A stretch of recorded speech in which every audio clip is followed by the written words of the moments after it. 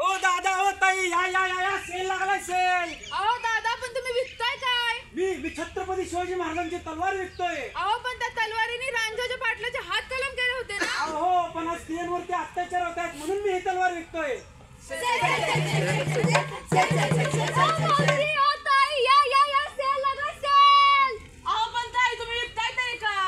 मी doctor Babasaheb आंबेडकरांचं pen विकतेय. पण त्या पेनाने तर आपलं संविधान लिहिलं होतं ना. अहो होय पण त्या संविधानाप्रमाणे आज वागतंय तरी कोण म्हणून मी आज हा पेन विकतेय. थांबा. ज्या पेनाने 2 वर्ष 11 महिने आणि 18 दिवस लेखन करून आपल्या भारताला संविधानासारखा राष्ट्रीय ग्रंथ प्रदान केला, त्याच राष्ट्रीय ग्रंथाची जनजागृती करण्यासाठी आम्ही सर्व संविधान सादर करीत आहोत. पथनाट्य. होय होय पथनाट्य.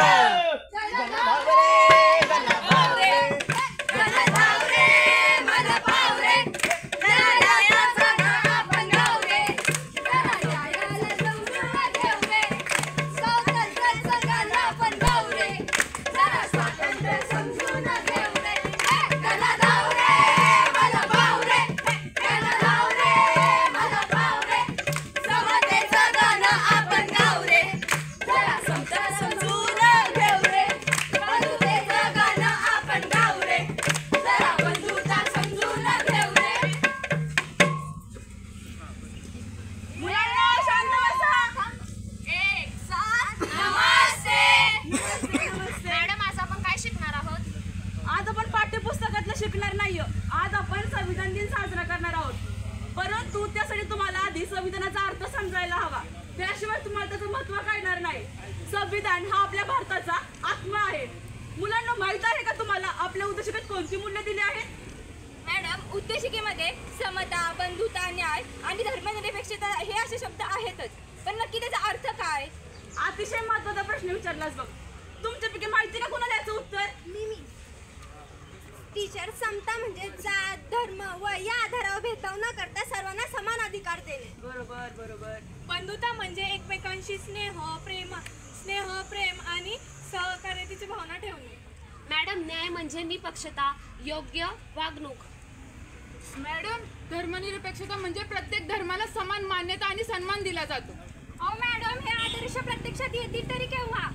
त्यासाठी शिक्षण, एकजूट आणि सर्वात महत्त्वाचं म्हणजे जनजागृती करण्याची गरज आहे. तर चला मुलांनो, आपण जनजागृती करूया.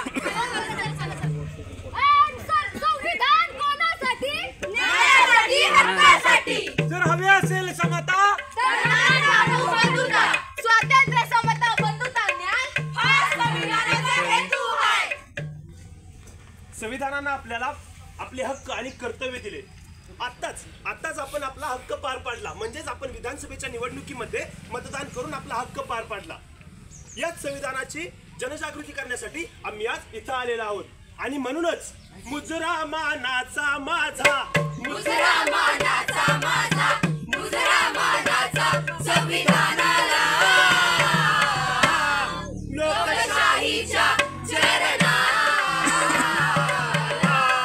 भारत तुझ्या चरणाला. गणा धाव रे मला पाव रे, गणा धाव रे मला पाव रे. आमची कर्तव्य आम्हाला सांग रे, आमच्या जबाबदाऱ्या कोणत्या रे?